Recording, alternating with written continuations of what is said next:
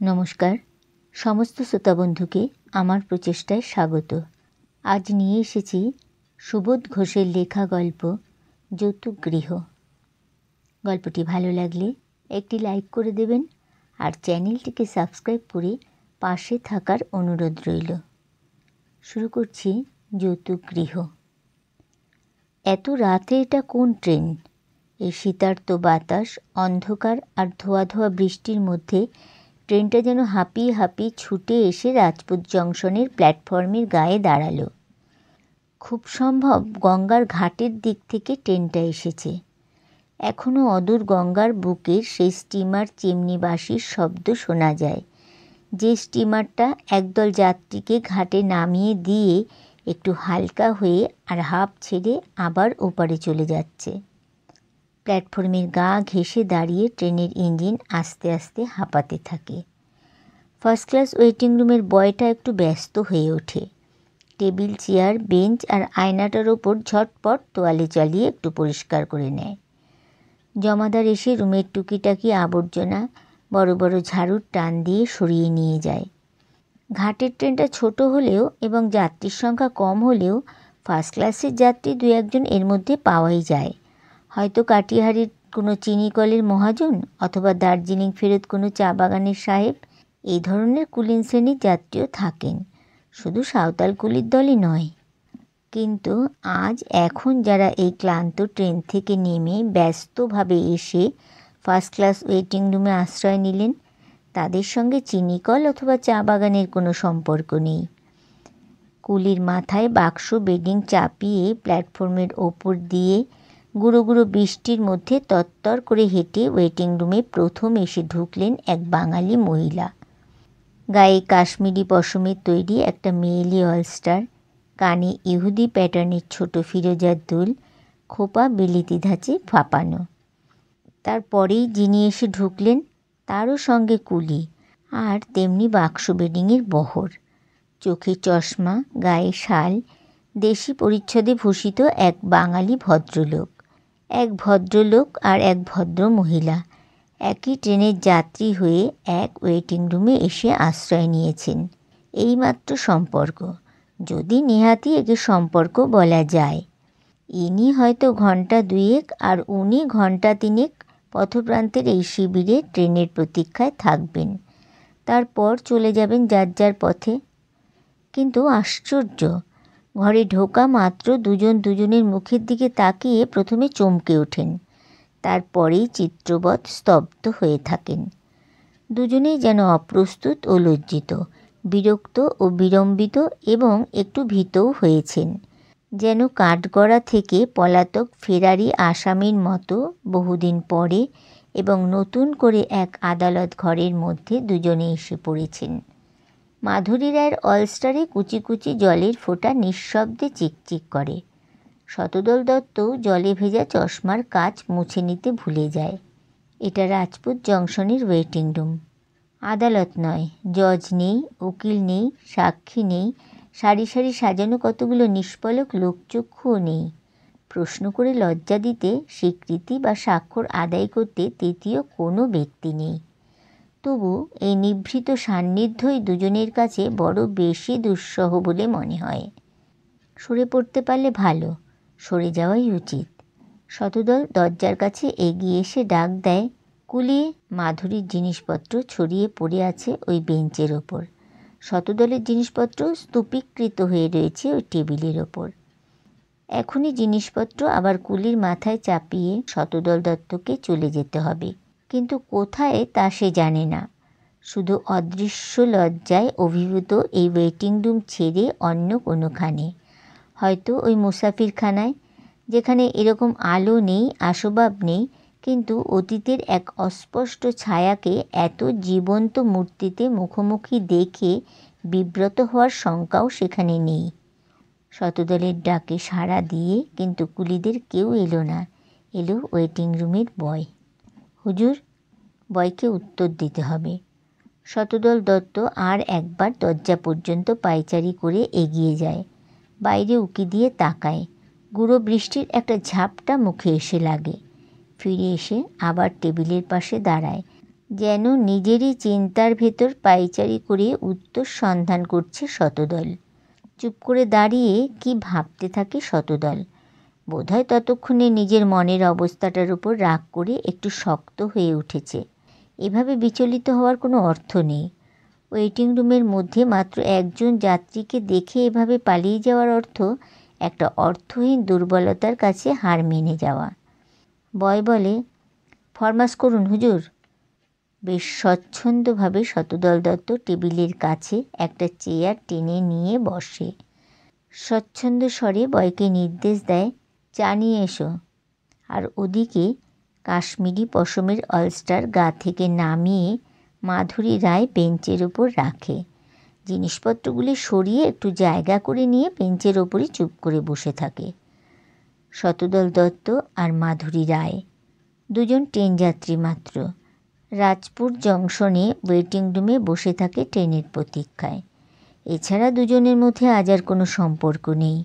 শুধু আজ নয়, আজ প্রায় 5 বছর হলো দুজনের মধ্যে কোনো সম্পর্ক নেই। কিন্তু তার আগে ছিল, সেও প্রায় টানা 7 বছর ধরে। সম্পর্কের লক্ষণ দেখা দিয়েছিল প্রায় 12 বছর অতীতে। যে অতীতে মাধুরী মিত্র নামে দেখতে বড় সুন্দর এক অনুরা তরুণী শতদলের মেজ বৌদির বান্ধবী মাত্র ছিল। আর স্থানটা ছিল ঘাটশিলা, সময়টা ফাল্গুন, মধুদ্রুমের বীথিকায় যখন সৌরভের উৎসব জাগে। তারই মধ্যে আকস্মিক এক অপরাহ্নের আলোতে শুধু একটি বেড়াতে যাবার ঘটনা, সেই তো মাধুরী মিত্রের সঙ্গে শতদল দত্তের সম্পর্কের আরম্ভ। ছাড়াছাড়ি হবার পর বছর দেড়েক যেতে না যেতে শতদল শুনেছিল মাধুরী বিয়ে করেছে অনাদি রায় নামে এক ইঞ্জিনিয়ারকে। মাধুরীও খবরের কাগজে পড়েছিল অধ্যাপক শতদল দত্ত আবার বিয়ে করেছেন। নবজীবন সঙ্গিনীর নাম সুধাকণা, কলকাতারই একটা সেলাই স্কুলের টিচার। এই নতুন দুটি বিয়েও নিশ্চয়ই দেখে শুনে ভালোবাসার বিয়ে। যে যাই বলুক, মাধুরী জানে অনাদি রায়কে স্বামী রূপে পেয়ে সে সুখী হয়েছে। বাইরে থেকে না জেনে শুনে যে যতই আজে বাজে মন্তব্য করুক না কেন, শতদলও জানে সুধাকে পেয়ে সে সুখী হয়েছে। তাই আজ রাজপুর জংশনের এই ওয়েটিং রুমে, এই শীতার্ত মাঝরাত্রির নিঃশব্দ মুহূর্তগুলির মধ্যে মাধুরী রায় আর শতদল দত্তের সম্পর্ক নিয়ে এসব প্রশ্ন আর গবেষণা নিতান্তই অবান্তর ও নিষ্প্রয়োজন। সে ইতিহাস ভালোভাবেই শেষ করে দিয়ে ওরা দুজনে একেবারে ভিন্ন হয়ে গেছে। কোনো সম্পর্ক নেই। অতীতের প্রশ্ন নয়, প্রশ্নটা ছিল বর্তমানের। এমন করে একটা অযথা সময়ের পথের প্রতীক্ষা ঘরে সেই দুটি জীবনেরই মুখোমুখি সান্নিধ্য দেখা দেয় কেন, যারা প্রতিদিন মুখোমুখি হবার অধিকার আদালতের সাহায্যে 5 বছর আগেই নিয়ম বহির্ভূত করে দিয়েছে। এই আকস্মিক সাক্ষাৎ যেন একটা বিদ্রূপের ষড়যন্ত্র, যেমন অবৈধ তেমনি দুঃসহ। ঘটনাটাকে তাই যেন মন থেকে কেউ ক্ষমা করতে পারে না। অথচ আপত্তি বা প্রতিবাদ করারও কোনো যুক্তি নেই। মাধুরী না হয়ে আর শতদল না হয়ে যদি অন্য কোনো মহিলা যাত্রী ও পুরুষ যাত্রী এই প্রতীক্ষা গৃহে আশ্রয় নিত, এ ধরনের অস্বস্তি নিশ্চয়ই কারো হতো না। বরং স্বাভাবিকভাবে দু একটা সাধারণ সৌজন্যের ভাষায় দুজনের পক্ষে আলাপ করাও সম্ভব হতো। কিন্তু মাধবী রায় আর শতদল দত্ত পরস্ত্রী আর পরপুরুষ, কোনো সম্পর্ক নেই। তবু মন ভরা সংকোচ আর অস্বস্তি নিয়ে ওয়েটিং রুমের নিঃশব্দতার মধ্যে অসহায়ভাবে যেন বন্দী হয়ে বসে আছে। এই নীরবতার মধ্যে শতদল দত্তের ভারাক্রান্ত মনটা কখন যে ডুবে গিয়েছিল, তন্দ্রার মতো একটা ক্লান্তিহরণ আরামে 2 চোখ বুজে গিয়েছিল, তা সে বুঝতে পারেনি। চোখ খুলেই প্রথমে বুঝতে পারে এটা ওয়েটিং রুম। একটু দূরে বেঞ্চের ওপর বসে রয়েছে মাধুরী। দেয়ালের দিকে মুখ ঘুরিয়ে কৌতূহলহীন এবং নিষ্পলক একজোড়া চোখের দৃষ্টি। শতদল কিন্তু মুখ ফিরিয়ে নিল না। তার 2 চোখে একটা লুকিয়ে দেখার কৌতূহল যেন চঞ্চল হয়ে ওঠে। কিন্তু কী এমন দেখবার আছে? আর নতুন করেই বা দেখবার কি আছে? আছে। এমন মেঘ রঙের কেপের শাড়ি তো কোনো দিনও পরেনি মাধুরী। এমন করে এত লম্বা আঁচলও মাধুরীকে কখনো লুটিয়ে নিতে দেখেনি শতদল। বেড়াতে যাবার সময় মাধুরীকে অবশ্যই পরতে হতো তাঁতের শাড়ি, ঢাকাই বা অন্য কিছু। চলতে গেলে যে শাড়ির ভাঁজে ভাঁজে ফিসফিস করে এক অদ্ভুত শব্দের সুর শিহরিত হয়। আঁচলে অবশ্যই মাখতে হতো এক ফোঁটা হাসনুহানার আতর। এইভাবে সুর ও সৌরভ হয়ে শতদলের পাশে চলতে হতো মাধুরীকে, নইলে শতদলের মন ভরত না। সেই সুর আর সৌরভের কোনো অবশেষ আজ আর নেই। মাধুরী বসে আছে এক নতুন শিল্পীর রুচি দিয়ে গড়া মূর্তির মতো, নতুন রঙে আর সাজে। এমন করে সন্তপর্ণে অনধিকারীর অবৈধ লোভ নিয়ে এবং লুকিয়ে লুকিয়ে কোনোদিন মাধুরীকে দেখেনি শতদল। আজ দেখতে পায় আর বুঝতে পারে এ মূর্তি সে মূর্তি নয়, একেবারে নতুন আর বেশ একটু কঠিন। ইঞ্জিনিয়ার অনাদি রায়ের স্ত্রী মাধুরী রায়। অবান্তর চিন্তা আর অস্বস্তি থেকে মুক্তি পায় শতদল। বেশ স্বাচ্ছন্দ্যভাবে এবার নিজের প্রয়োজনের দিকে মন দেয়। ছোট একটা চামড়ার বাক্স খুলে তোয়ালে আর সাবান বের করে। হোল্ড অল খুলে তার ভেতর থেকে একটা বালিশ আর চাদর বের করে অর্ধশায়ন লম্বা চেয়ারটার ওপর রাখে। শতদলের দিকে তাকিয়ে দেখবার প্রয়োজন ছিল না মাধুরীর। সে তাকিয়েছিল আয়নার প্রতিবিম্বিত শতদলের দিকে। ইচ্ছে করে নয়, আয়নাতে শতদলকে দেখতে পাওয়া যাচ্ছিল তাই। এবং ইচ্ছে না থাকলেও লুকিয়ে দেখবার এই লোভটুকু সামলাতে পারেনি মাধুরী। আয়নার দিকে তাকিয়ে দেখতে পায় মাধুরী বেশ স্বচ্ছন্দভাবে কাজ করছে শতদল। হাতঘড়িটাকে খুলে নিয়ে একবার দম দিয়ে টেবিলের ওপর রাখে শতদল। মাধুরী বুঝতে পারে এ ঘড়িটা সে ঘড়ি নয়। ঘড়ির ব্র্যান্ডটাও কালো চামড়ার। যে কালো রং কোনো দিন পছন্দ করতো না মাধুরী, এবং মাধুরীর রুচির সম্মান রেখে শতদলও কোনো দিনও কালো ব্যান্ড পরত না। আরও চোখে পড়ে আংটিটাও নতুন। বালিশের ঢাকাটার মধ্যেও বৈশিষ্ট্য আছে, রঙিন আর ফুলতোলা। মাধুরী তো জানে সাদা প্লেন আর মোলায়েম কাপড়ে ঢাকা ছাড়া এবং রংচং আর কাজ করা জিনিস কোনো দিন পছন্দ করতো না শতদল। বুঝতে পারে মাধুরী সেলাই স্কুলের টিচার সুধা ভালো করেই সব বদলে দিয়েছে। সাবান আর তোয়ালে নিয়ে স্নানের ঘরে চলে গেল শতদল। আয়নার দিক থেকে চোখ ফিরিয়ে এবার টেবিলের ওপরে শতদলের যত সংসার সামগ্রীর দিকে তাকিয়ে দেখতে থাকে মাধুরী।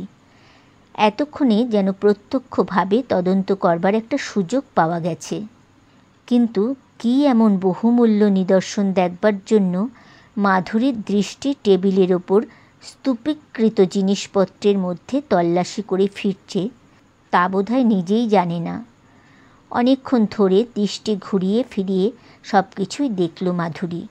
সবই নতুন, 5 বছর আগের কোনো স্মৃতির চিহ্ন নেই। এমন কৌতূহল না হওয়াই উচিত ছিল। এখন একবার আয়নার দিকে তাকালে দেখতে পেত মাধুরী তুলির টানের মতো আঁকা তার ভ্রু দুটি যেন একটা ঈর্ষার স্পর্শে শিউরে সর্পিল হয়ে উঠেছে। কিন্তু আয়নার দিকে নয়, দৃষ্টি ছিল সোজাসুজি শতদলের জিনিসপত্রগুলির দিকে। 3-3টে বাক্স খোলা পড়ে রয়েছে। ঘড়ি, মানিব্যাগ ও চশমাটা টেবিলের ওপরই। ছাই রঙের ফ্লানেলের জামাটা ব্রাকেটে ঝুলছে। সোনার বোতামগুলো আলোয় চিকচিক করছে। নিঃসম্পর্কিত এক মহিলার সম্মুখে সব ফেলে রেখে চলে গেছে ভদ্রলোক। চুরি হয়ে যেতে পারে সে ভয় নেই। ভদ্রলোকের এই বিশ্বাসটা যেমন অস্বাভাবিক, তেমনি অস্বাভাবিক মাধুরীর আচরণ। এত সতর্ক দৃষ্টি দিয়ে শতদলের জিনিসপত্র পাহারা দিতে তো কেউ তাকে বলেনি। শতদল আবার ঘরে ঢুকতেই মাধুরী অন্যদিকে মুখ ঘুরিয়ে নেয়। হোক না দর্পণের প্রতিচ্ছায়া, একটু স্পষ্ট করেই এবার দেখতে পায় মাধুরী শতদল আগের চেয়ে অনেক রোগা হয়ে গেছে। সেলাই স্কুলের মাস্টারনির এদিকে বিশেষ কিছু যত্ন নেই বলেই মনে হয়। হোক না 5 বছরের অদেখা, আজও দেখে বুঝতে পারে মাধুরী খুব খিদে না পেলে শতদলের মুখটা ঠিক এইরকম শুকনো দেখাতো না। মাধুরীর অনুমান মিথ্যে নয়। শতদল একটা টিফিন কেরিয়ার খুলে খাবারের বাটিগুলি বের করে টেবিলের ওপর রাখে, খেতে বসে। হাত তুলতে গিয়েই কি ভেবে হাত নামিয়ে নেয়। ঘরের কোণে রাখা জলের কুজাটার দিকে একবার গেলাস হাতে নিয়ে এগিয়ে যায়। দৃশ্যটা মাধুরীর চোখে আঘাতের মতো বেজে উঠবে কল্পনা করতে পারেনি মাধুরী, এবং তার জন্য প্রস্তুত ছিল না। হঠাৎ হয়ে গেল। আয়নার দিক থেকে মুখ ফিরিয়ে সোজা শতদলের দিকে হঠাৎ ক্ষুব্ধভাবে তাকায় মাধুরী। মাধুরীর এই চকিত গ্রীবাভঙ্গি, মৃদু ভ্রুকুটি আর চোখের কুপিত দৃষ্টি কিন্তু এতক্ষণে গম্ভীরতার চেয়ে অনেক বেশি স্বাভাবিক দেখায়। মাধুরী বলে, ও কি হচ্ছে? আকস্মিক প্রশ্নে শতদল একটু চমকে উঠেই মাধুরীর দিকে তাকায়। মাধুরী আবার বলে, একটা মুখের কথা বললে এমন ভয়ানক দোষের কিছু হতো না। শতদলের গম্ভীর মুখ হঠাৎ সুস্মিত হয়ে ওঠে। হেসে হেসে বলে, না, দোষ আর কি। মাধুরী উঠে দাঁড়ায় এবং এগিয়ে আসে। নিস্তব্ধ ওয়েটিং রুমের দুঃসহ মুহূর্তগুলির পোষণ থেকে যেন তার আত্মা এতক্ষণে মুক্তি পেয়েছে। শতদলের স্বাচ্ছন্দ্য হাসির শব্দে মাধুরীর ক্লিষ্ট মনের গাম্ভীর্যও ভেঙে গেছে। শতদলের হাত থেকে গেলাসটা নিয়ে হাসি মুখে বলে, তুমি বসো। এটা ওয়েটিং রুম, কর্নওয়ালিস স্ট্রিটের বাড়ি নয়। আর মাধুরীর জন্মদিনের উৎসবও আজ নয়। যেদিন উৎসবের শোরগোল থেকে শতদলকে এমনি একটি ঘরে নিভৃতে নিয়ে গিয়ে সেই যে জীবনের প্রথম নিজের হাতে খাবার পরিবেশন করেছিল মাধুরী। কুজো থেকে জল ঢেলে নিয়ে গেলাসটা টেবিলের ওপর রেখে খাবারগুলো একটা ডিশের মধ্যে সাজিয়ে দিতে থাকে মাধুরী। কাচের গেলাসে মাধুরীর হাতের চুড়িতে অসাবধানে সংঘাত লাগে, শব্দ হয়। 5 বছর আগের নিস্তব্ধ অতীত সে নিক্কণে যেন চমক জেগে ওঠে। 2 ট্রেনযাত্রী নয়, দেখে মনে হবে ওরা এই সংসারের 2টি সহজীবন যাত্রী। আর সে জীবনযাত্রায় কোনো খুঁত আছে বলে মনে হয় না। মাধুরীর হাতের আঙুলগুলি যদিও একটু রোগা হয়ে গেছে, কিন্তু খাবারগুলিকে সেই রকমই আলগোছে যেন চিমটি দিয়ে তোলে, সেই পুরনো অভ্যাস। শতদলের পাশে প্রায় গা ঘেঁষে দাঁড়িয়ে আছে। নিস্তব্ধ ঘরে মাধুরীর ছোট নিঃশ্বাসের শব্দ মাঝে মাঝে যেন বেশ স্পষ্ট শোনা যায়। আঁচলটা কাঁধ থেকে খসে গিয়ে শতদলের হাতের ওপর লুটিয়ে পড়েছে। লক্ষ্য করে না মাধুরী। এমন বিষ দৃশ্য বা অপার্থিব কিছু নয় যে লক্ষ্য করতেই হবে। সবই দেখছি বাজারের তৈরি খাবার। মাধুরীর কথার মধ্যে একটা আপত্তির আভাস ছিল, যার অর্থ বুঝতে দেরি হয় না শতদলের। বাজারের তৈরি খাবারের বিরুদ্ধে মাধুরীর মনে যে চিরন্তন বিদ্রোহ আছে তা শতদলের অজানা নয়। তাই যেন দোষ খালনের মতো সুরে সংকুচিতভাবে বলে, হ্যাঁ, কাটিহার বাজারে ওগুলো কিনেছিলাম। মাধুরী জিজ্ঞেস করল, যাচ্ছ কোথায়? কলকাতায়। তুমি এখন কলকাতাতেই? হ্যাঁ, তুমি? এ কথাগুলি না উঠলেই বোধহয় ভালো ছিল। হাত কাঁপে, কাজের স্বাচ্ছন্দ্য হারায় মাধুরী। শতদলের প্রশ্নে যেন নিজের পরিচয়টা হঠাৎ মনে পড়ে গেছে মাধুরীর। কুণ্ঠিতভাবে একটু তফাতে সরে গিয়ে মৃদু স্বরে মাধুরী উত্তর দেয়, রাজগীর। এই পর্যন্ত এসেই প্রসঙ্গ ফুরিয়ে যায়। আর প্রশ্ন করে জানবার মতো কিছু নেই। একজন কলকাতায় আর একজন রাজগীর। 2 জন 2 ট্রেন যাত্রী মাত্র। এক ট্রেন নয়, এক লাইনের ট্রেনও নয়। তবু মনের ভুলে দুজনে যেন বড় কাছাকাছি হয়ে গিয়েছিল, যা নিতান্ত অশোভন ও অসঙ্গত। তাই দিয়ে দুজনে যেন কিছুক্ষণের মতো শোভন ও সঙ্গত হয়ে উঠেছিল। হয়তো কোনো প্রসঙ্গ পায় না বলেই শতদল বলে, তোমাকে তাহলে বোধহয় পাটনার ট্রেন ধরতে হবে। হ্যাঁ, তুমি খেয়ে নাও। এক নিঃশ্বাসে যেন জোর করে কোনো মতে কথাগুলি উচ্চারণ করেই মাধুরী সরে যায়। সত্যিই তো, পাটনার ট্রেনেই তাকে চলে যেতে হবে চিরকালের মতো। এখানে বসে থাকার জন্য সে আসেনি। নিজের হাতঘড়িটার দিকে সশস্ত্রভাবে তাকায় মাধুরী। তারপর আবার আগের মতোই বেঞ্চিটার ওপর গিয়ে বসে থাকে। খাবারগুলো শতদলের সম্মুখে সাজানো। কাঁচের গেলাসের গায়ে বিদ্যুতের বাতিটার আলো ঝলকায়। জলটাকে তরল আগুনের মতো মনে হয়। আবার বোধহয় অপ্রস্তুত ও লজ্জিত হয়েছে শতদল। কিন্তু বড় শ্লেষ, বড় জ্বালা আছে এ লজ্জায়। সব জেনে শুনে হঠাৎ লোভের ভুলে এক প্রহেলিকার মায়াকে কেন সত্য বলে বিশ্বাস করেছিল শতদল? ছটফট করে চেয়ার ছেড়ে উঠে দাঁড়ায় শতদল। চাদরটা গায়ে জড়িয়ে লম্বা চেয়ারের ওপর শুয়ে পড়ে। সিগারেট ধরায়। খাবার খেতে পারল না শতদল। কিন্তু কেন? এ প্রশ্নের উত্তর আজ নিজের মনের মধ্যে খুঁজে পাওয়ার জন্য কোনো চেষ্টা করে না শতদল। ওয়েটিং রুম আবার ওয়েটিং রুম হয়ে ওঠে। দুই সম্পর্কহীন অনাত্মীয়, ভিন্ন ভিন্ন ট্রেনের দুই যাত্রী প্রতীক্ষার মুহূর্ত গুনছে। কিন্তু ট্রেনও আসে না। তৃতীয় কোনো যাত্রীও এ ঘরে প্রবেশ করে না। আসে বয়, হাতে একটি ট্রে, তার ওপর চায়ের সরঞ্জাম সাজানো। একটি টিপট, একটি দুধের জার, একটি চিনির পাত্র, কিন্তু পেয়ালা দুটি।